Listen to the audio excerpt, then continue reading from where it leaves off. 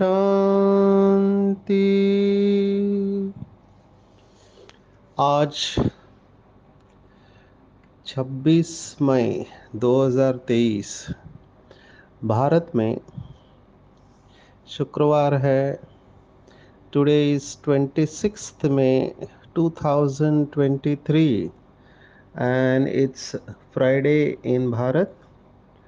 आज की मुरली का जादुई रहस्य स्वयं को प्रेरणा देने के लिए magical secrets of today's Murli for motivating the self. शुक्र है शिव बाबा का कि आज शुक्रवार है। बचपन में हमारे लौकिक माता जी हमको कहते थे ये सब बिलीफ सिस्टम है भक्ति मार्ग के। हर एक अपनी बुद्धि के अनुसार ये सब मान्यताएं कहावतें बनाते हैं। तो दो तीन कहावत मैं बचपन से सुनता था। एक तो शुक्र काम वक्र माना वो कहते हैं कि शुक्र में काम वक्र होता है, माना काम बिगड़ जाता है। और इसी के साथ तीन तिगाड़ा काम बिगाड़ा, ऐसे कहावत है, माना तीन जन साथ में जाएंगे तो काम बिगड़ जाएगा। जैसे आपने अगर ट्रैवल करते हैं, मैं तो फार्मास्यूटिकल इंडस्ट्री में मेडिकल एडवाइज़र रहा हूँ। तो पूरे भारत में सभी हिल स्टेशन, सभी मेन सिटीज़ में हम जब नई दवाई मार्केट में लॉन्च करते थे तो उसका ट्रेनिंग लेने के लिए डॉक्टर्स को सीएमई कंडक्ट करने के लिए, माना डॉक्टर्स को कंटिन्यूइंग मेडिकल एजुकेशन नई दवाओं के बारे में बताने के लिए हम जाते थे। तो 5 स्टार होटल में रखते थे, तो वहाँ पे हमने देखा कई सारे होटल में 13 नंबर वो रखते ही नहीं है ना। 13 नंबर का लिफ्ट होता है, लिफ्ट में भी नंबर नहीं होता है, न कमरा होता है, क्योंकि 13 को वो अशुभ मानते हैं। अब ये सब क्या है? ये बिलीफ है। तो शुक्र और काम वक्र, ये मैं क्यों कह रहा हूँ कि आज कुछ घटना हुई। आज अभी मैं इस समय आसाम में गुवाहाटी पहुंच चुका हूँ। आज सुबह पटना से निकले, तो लंबा जर्नी है। पटना से डायरेक्ट फ्लाइट नहीं है गुवाहाटी, तो कलकत्ता हॉल्ट लेके वहाँ पे 2-3 घंटे रुक के आगे हम पहुंच गए गुवाहाटी। अभी गुवाहाटी में जैसे ही बैग लेने के लिए गए, तो बैग को जैसे ही उठाया तो बैग खुला हुआ था और बैग के अंदर का सभी सामान नीचे गिर गया। तो किसी ने चेन को खोल दिया था। अभी मेरे साथ और एक भाई का भी ऐसे बैग खुला, दोनों का बैग खोल दिया था।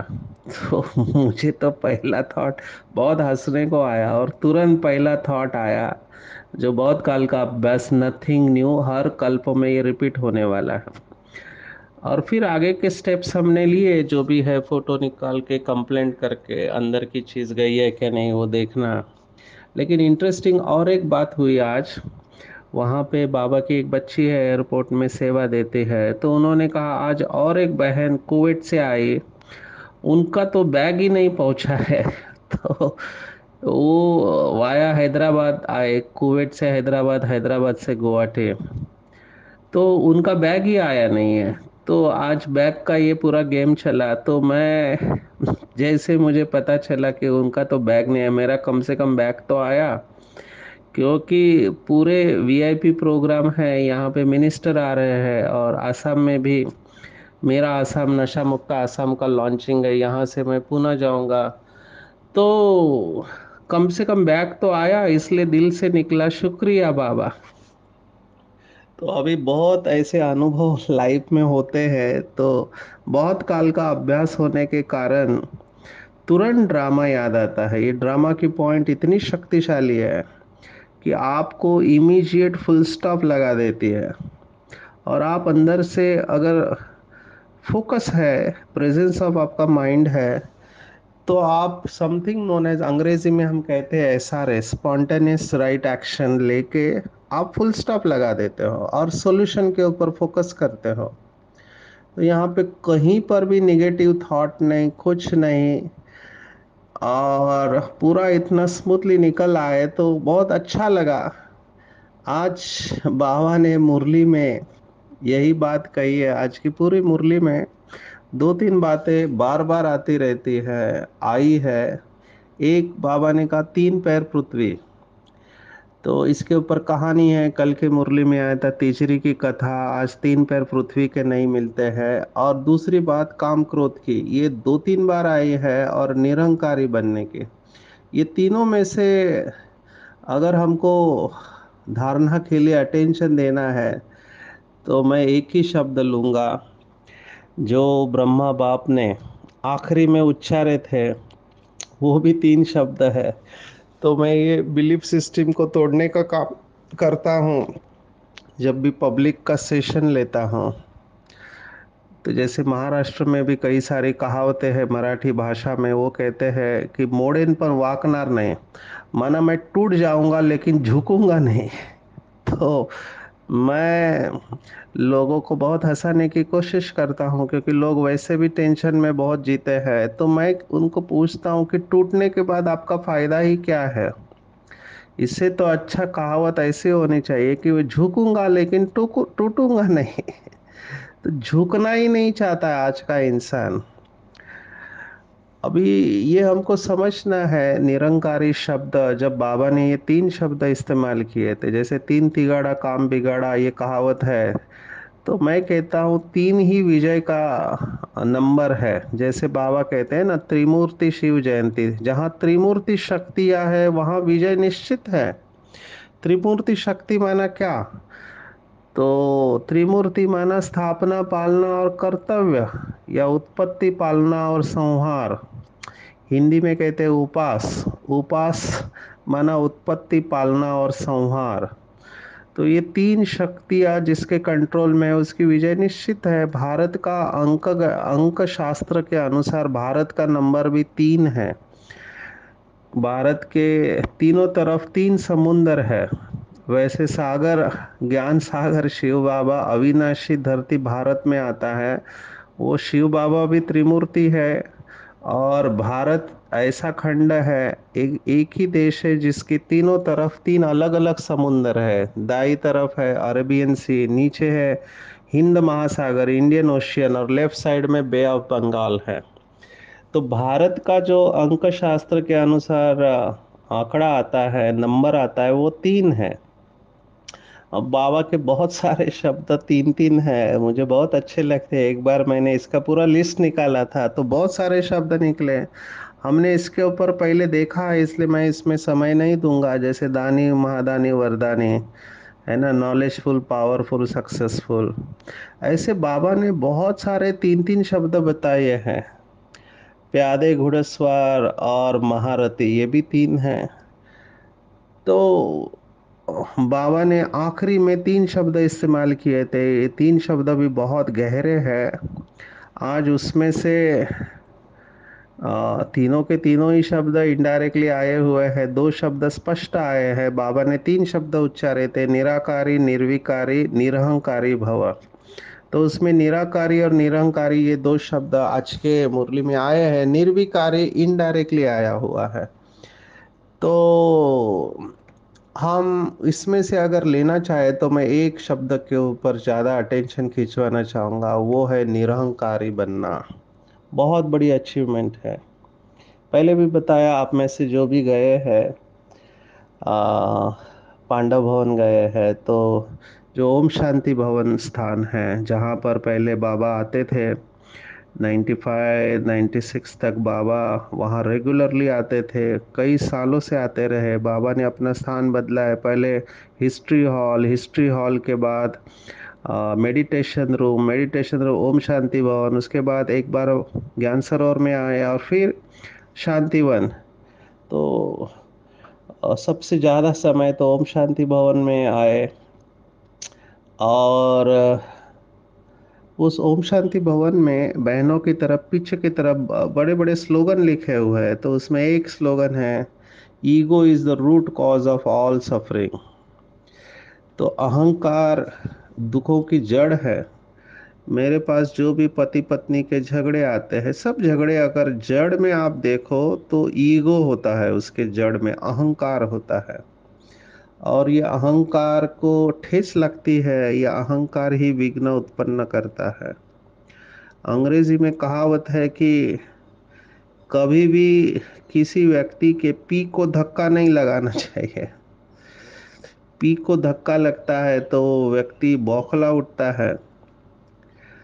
तो वो पी क्या है, तो कहते हैं पोस्ट पोजीशन पेनी, ये ट्रिपल पी कहते हैं। या अगर हिंदी का पद देखो तो भी वो बौखला उठता है। पति पत्नी, पुत्र पुत्री, ये सब पद पैसा प्रतिष्ठा, ये पी को कभी भी किसी के धक्का नहीं लगाना चाहिए। क्योंकि मेरे पास केसेस है जब किसी का ईगो हर्ट होता है तो वो व्यक्ति भूलता नहीं है, और लंबे समय तक वो दुश्मनी रखता है, और वो हर्ट के ऊपर जीता रहता है। बहुत से रिलेशनशिप के इशू जब मैं देखता हूँ, कहीं ना कहीं जख्म अंदर पड़ा हुआ रहता है, और वो जख्म की जड़ में जाओ तो अहंकार होता है। इसलिए बाबा ने एक मुरली में कहा था कि बच्चे निराकारी निर्विकारी छोड़ो, केवल निरहंकारी बनो तो भी संपूर्ण हो जाएंगे। अंग्रेजी के शब्द बहुत अच्छे हैं, बॉडीलेस, वॉइसलेस एंड ईगोलेस। बिल्कुल निरहंकारी बन जाना चाहिए। और ये इतना इजी नहीं है। बाबा ने कई बार मुरली में कहा कि बच्चों में बार बार अहंकार आता है। वैसे आना नहीं चाहिए, आना नहीं चाहिए, लेकिन आ जाता है क्योंकि अटेंशन की कमी है। और ईगो के बारे में हमने बहुत बार देखा, फिर भी इसके ऊपर बहुत अटेंशन देना चाहिए, क्योंकि अच्छे अच्छे बच्चों में अहंकार आ जाता है। आज बाबा ने दो बातें बताई है, मैं स्टोरी के साथ सुनाऊंगा। क्योंकि जैसे बाबा ये मुरली सुना रहा था तो मेरे आंखों के सामने वो चित्र आ रहा था कि अहंकार आता है तो क्या नुकसान कर देता है। तो बाबा ने कहा, विजय माला में वो आते हैं जो देही अभिमानी बनते हैं। देह अभिमानी बनना माना माया का वार होना। ये दोनों वाक्य लिख लेने चाहिए। देह अभिमानी बनना माना माया का वार होना, और देही अभिमानी बनना माना बाप का बनना। और बाबा ने उसके बाद तुरंत कहा कि ये बात बड़ी सूक्ष्म है। तो ये बहुत सूक्ष्म बात है, इसके ऊपर मनन चिंतन करेंगे आज के दिन कि देह अभिमान क्या क्या कर सकते हैं। बाबा ने आगे भी कहा है कि देह अभिमान माना ईगो, अहंकार ने तुम्हारा बेड़ा ही गर्क कर दिया है, और माया तुमको देह अभिमानी बनाती है। तो इसको जीतना बहुत टाइम लगता है, ईगोलेस बनने में। लेकिन अभ्यास से इसको प्राप्त किया जा सकता है। आज की जो स्टोरी है, बाबा ने देखो याद किया है, युद्ध का मैदान है। वैसे भी बाबा का एक नाम युधिष्ठिर है, धर्मराज है। तो युधिष्ठिर माना कौन, तो युद्ध में जो स्थिर करता है, और हम सब युद्ध के मैदान में हैं। और बाबा हमको उस्ताद है, बाबा उस्तादों का उस्ताद है। तो वो हमको माया से युद्ध करने के लिए स्थिर करता है, और कहता है कि बच्चे तुम्हें किसी भी बात में हार नहीं खानी है। और हराने वाले दो ही महारथी है माया की टीम से, वो है काम का भूत और क्रोध। ये दोनों साथ में चलते हैं। बाबा ने इसको अलग अलग नाम दिए हुए, बच्चू बादशाह और पीरू वजीर। काम माना केवल काम विकार नहीं। कई लोगों ने काम विकार का पेपर नहीं है, लेकिन कामनाएं, ये काम का सूक्ष्म रूप है। तो बाबा ने कहा काम का भूत एकदम पुर्जा पुर्जा माना टुकड़ा टुकड़ा कर देता है। और सेकंड नंबर है क्रोध का भूत। क्रोध से एक दो को मार कर खलास कर देते हैं। और बाबा ने आगे कहा यादव माना यूरोपवासी, बाबा यूरोप वासियों को यादव कहते हैं कि यादवों का क्रोध बढ़ेगा। जैसे इस समय यादव है यूक्रेन, तो यादवों का क्रोध बढ़ेगा तो एकदम जैसे डेविल बन जाएंगे। अब ये डेविल शब्द है, ये बाइबल का शब्द है, तीन शब्द है।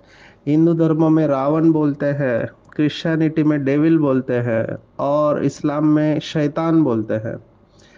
तो अंग्रेजी में हम कहते हैं devil file and divine file. हम सब के अंदर ये दोनों फाइल होती है, डेविल एंड डिवाइन। तो डेविल माना रावण, तो एकदम रावण की तरह बन जाएंगे, और बहुत बड़ा दुश्मन क्रोध है। तो बाबा ने स्पष्ट कहा कि इन दोनों को नहीं जीता तो पवित्र दुनिया का मालिक बन नहीं सकेंगे। अंडरलाइन है, अगर काम को नहीं जीता तो पवित्र दुनिया का मालिक बन नहीं सकेंगे। और क्रोध, बाबा ने कहा, खुद को भी और औरों को भी दुख देते हैं। हम सब इसके बारे में जानते हैं, तो मैं इसके डिटेल में नहीं जाऊंगा। लेकिन बाबा ने कहा भावी है। कोई बाबा का बच्चा लंबे साल से ज्ञान में है ना, अच्छी सेवा कर रहा है, लेकिन क्रोध को अभी तक जीत नहीं पाया है। उनको बहुत अटेंशन देना पड़ता है। सूक्ष्म में भी क्रोध नहीं होना चाहिए, बहुत मीठा होना चाहिए, लेकिन ये सबसे होता नहीं है। प्रैक्टिकली देखा है, क्योंकि बहुत सारे बिलीफ सिस्टम, हमारी मान्यताएं बीच में आती है।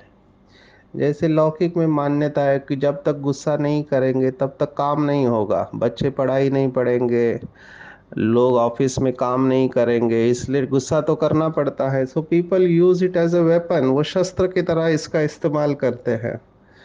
और हर एक की मान्यता अलग होती है। तो बाबा ने कहा है कि बाबा के बच्चे कभी भी खुद को और दूसरों को दुख दे नहीं सकते हैं, क्योंकि जो क्रोधी होते हैं वो खुद को भी दुखी करते हैं और औरों को भी दुख देते हैं। हमने देखा है कि क्रोध को अग्नि कहा हुआ है, तो अग्नि वाला खुद भी जलता है और औरों को भी जलाता है। तो बाबा ने कहा हम यादव नहीं है, ना ही कौरव है, हम है पांडव गवर्नमेंट। तो देह अभिमान में आने से बहुत नुकसान करता है। आज मुझे बहुत अच्छा लगा कि बाबा ने नशे के बारे में कहा। नशे सभी में है नुकसान, केवल एक नारायणी नशे के। अभी कौन सी कहानी मैं आपको सुना रहा हूं, तो बाबा ने कहा कि कुल कलंकित बच्चे जो होते हैं, बाबा ने अच्छा शब्द इस्तेमाल नहीं किया, बाबा ने कहा कुल कलंकित बच्चे के लिए तो बाप ऐसे कहते हैं कि इससे तो मर जाए तो अच्छा है। देखो कितना कड़ा शब्द है, क्योंकि जो माँ बाप की इज्जत है, जो नाम कमाया है, एक बच्चा माँ बाप की इज्जत गवा देता है। बाप से पूरा वर्षा लेना चाहिए, बाबा कहते हैं। बच्चे तख्त पर बैठेंगे तो खुद नीचे आ जाएंगे माँ बाप। तो बाबा कहते हैं कोई कोई बच्चे तो बाप की इज्जत लेने में भी देरी नहीं करते हैं। तो मुझे याद आ रहा है, बाबा ने आज कहा कि कई बच्चे हैं जो सेंटर खोलते हैं। अब इस सेंटर खोलने वाले कितने बड़े हैं, बाबा का एक सेंटर खोला, कितने सेंटर आते हैं। लेकिन फिर कुछ लोग, आज बाबा ने वही शब्द इस्तेमाल किया है कि कथनती वागंती हो जाते हैं। तो ऐसे बच्चे हमारे आंखों के सामने हैं जिन्होंने बहुत सेवा किया, सेंटर खोला एक स्टेट में। मुझे याद आ रहा है, बाबा के राइट हैंड, बाबा ने कहा सेंटर स्थापन करते, कमाल करते, कितनों का कल्याण करते, और कोई तो सेंटर स्थापन कर फिर चले जाते हैं, उनका भी फल मिल जाता है। एक तरफ जमा तो दूसरे तरफ ना हो जाती है। तो मैंने देखा एक बहन दिन रात सेंटर खोलने के लिए बहुत मेहनत किया, हमने भी उनको बहुत सहयोग दिया। अभी इतना मेहनत करके मिनिस्टर से मिलो, वीआईपी से मिलो, सेंटर खोल दिया। और बहुत मेहनत, क्योंकि हमने आंखों से देखा, प्रोग्राम भी किए बहुत सारे, और लेकिन सेंटर खोलने के बाद खुद बाबा का हाथ छोड़ दिया। और मजे की बात है कि उधर ही किसी के साथ शादी करके रहने लगे। तो बाबा ने ये मुरली में याद किया हुआ है कि कैसे माया किसी को छोड़ती नहीं है। ये सब हमारे लिए लेसन्स है। लेसन्स क्या है कि इतने पक्के बच्चों को भी माया खा जाती है, जो बाबा कहता है कि महारथी को, है ना, गज को ग्राह ने खा लिया। ये जो कहानी है किसकी है? ऐसी की कहानी है जो अपने आप को लाइटली लेते हैं। माया को कभी भी लाइटली नहीं लेना चाहिए। जो अच्छा युद्ध करने वाला होता है वो अपोनेंट को कभी भी लाइटली नहीं लेता है। अगर आप गाफिल रहे तो खत्म हो जाएंगे। अंग्रेजी में कहते हैं सावधानी हटी तो दुर्घटना घटी। हिंदी में कहावत है, एक गलती आपको बाहर फेंक सकती है। और यही जो कुल कलंकित की बात कही, आप सोचो इज्जत कमाने में कितना मेहनत लगता है। आपका प्रेस्टीज बना रहता है, आपके प्रति लोग किस दृष्टिकोण से देखते हैं, रिस्पेक्ट रिगार्ड होता है। लेकिन एक ऐसा काम हो गया तो पूरी जो कमाई की है सब खत्म हो जाती है। हमारे पास इसके कई सारे एग्जाम्पल है। मैं पांचों विकारों के ऊपर जब सेशन लेता हूँ, खास करके यूथ के आगे, तो मैं दिखाता हूँ काम की वजह से किसका नुकसान हुआ। कौन सा स्टार काम विकार की वजह से गया, है ना। स्पोर्ट्समैन है या फिल्म एक्टर है, केवल काम विकार के वजह से पूरा करियर इनका समाप्त हो गया। फिर क्रोध के वजह से कैसे मारामारी करते हैं, अगेन सेलिब्रिटीज है ना। तो हर एक का है काम क्रोध लोभ के वजह से क्या होता है, लोग कैसे फंस जाते हैं, ये मैं फोटो के साथ दिखाता हूँ। तो हमको भी ये समझना चाहिए बाबा के बच्चों को। बाबा ने मुरली में कहा है कि जैसे बाबा को बच्चे प्रिय लगते हैं वैसे माया को भी बहुत प्रिय लगते हैं। तो माया भी पकड़ती है। लेकिन बाबा ने आज कहा जैसे ब्रह्मा बाप ने पुरुषार्थ किया। क्या पुरुषार्थ किया? बाबा ने कहा एक ही मेरा मुरब्बी बच पाए। मुरब्बी ये शब्द बहुत सुंदर है। मुरब्बी का अर्थ होता है पालक और रक्षक। तो बाबा ने कभी भी अपना अहंकार नहीं किया, जबकि ब्रह्मा भी कम नहीं है। ब्रह्मा की मत मशहूर है। लेकिन बाबा हमेशा कहते थे कि ये हमेशा समझो कि बाबा हमको सिखा रहा है, और बाबा ने हमेशा माताओं को आगे रखा। क्योंकि बाबा कहता है कि माताएं ज्ञान गंगा है, शक्ति सेना है, इनको आगे रखना है, इनको रिगार्ड देना है, इसमें देह अभिमान नहीं आना चाहिए। तो हमको भी ब्रह्मा बाप समान माताओं बहनों को आगे रखना है। तो हम भी ब्रह्मा बाप समान संपूर्ण बन जाएंगे।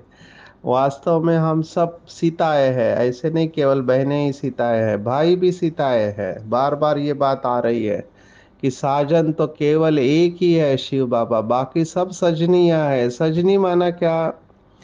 सजनी माना जो दिव्य गुणों से अपना श्रृंगार करती है, सजती है, उसको सजनी कहते हैं। जो सजती है, अपने आप को दिव्य गुणों से सजाती है साजन के लिए। क्योंकि साजन हमारा निराकार है। तो साजन निराकार है तो जोड़ी निराकार और साकार की नहीं होती है, निराकार की ही जोड़ी होगी।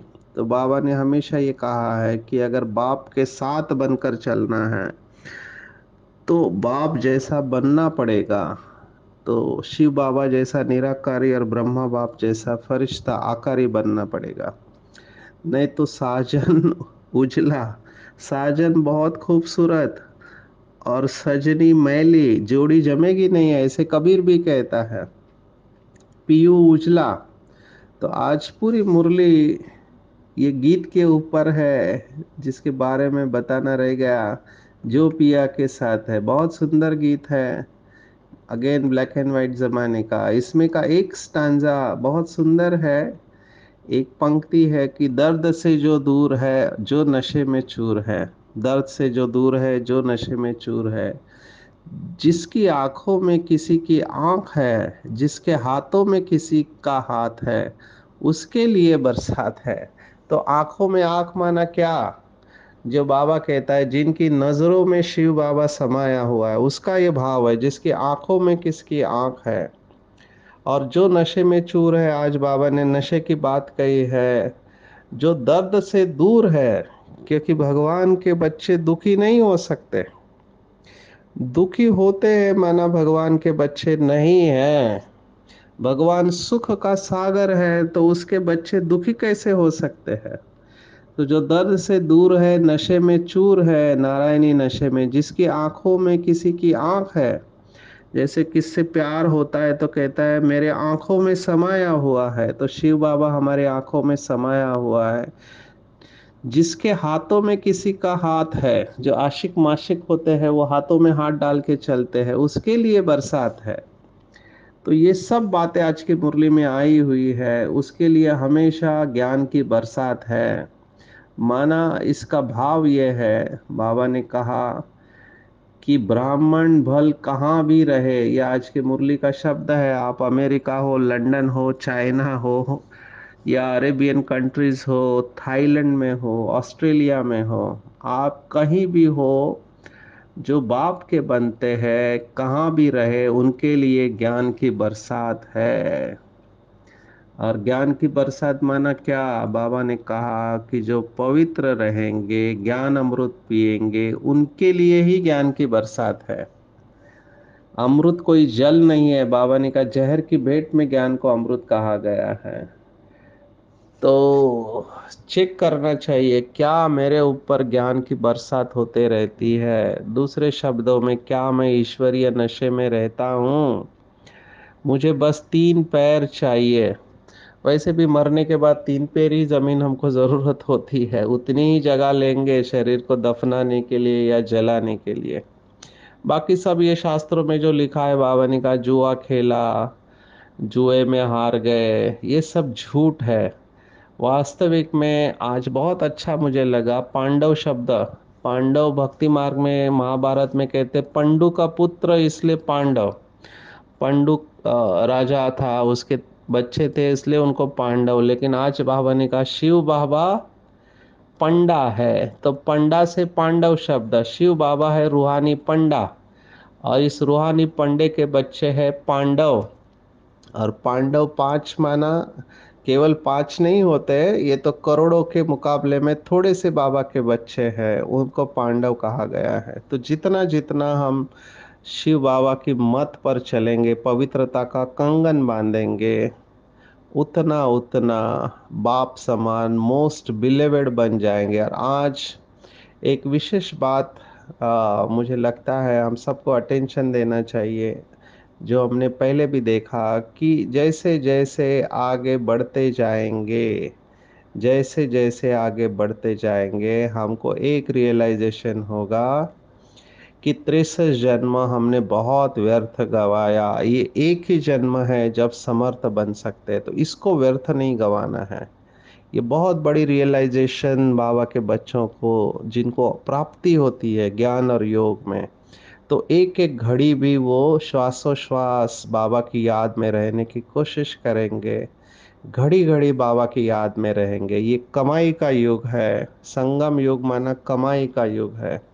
इसलिए कभी भी समर्थ को छोड़ व्यर्थ की तरफ नहीं जाना। आज मैंने जो उदाहरण दिया, अगर आपका ये अभ्यास पक्का है कि जो बीत गया वो drama, full stop, nothing new, तो जितना हम समर्थ बनते जाएंगे उतना औरों को भी ये शक्ति देते जाएंगे। तो मैं देख रहा हूँ कि जितना हमारी अवस्था अच्छी है, जितना हम स्टेबल है, तो हम दूसरों को भी स्टेबल बनाने लगेंगे। तो ऐसे जो समय के महत्व को जानते हैं, बाबा के महावाक्य, जो समय के महत्व को जानता है वो स्वतः महान बन जाता है। लौकिक में भी कहावत है कि time and tide waits for none, लेकिन वो लोग संगम युग को नहीं जानते हैं।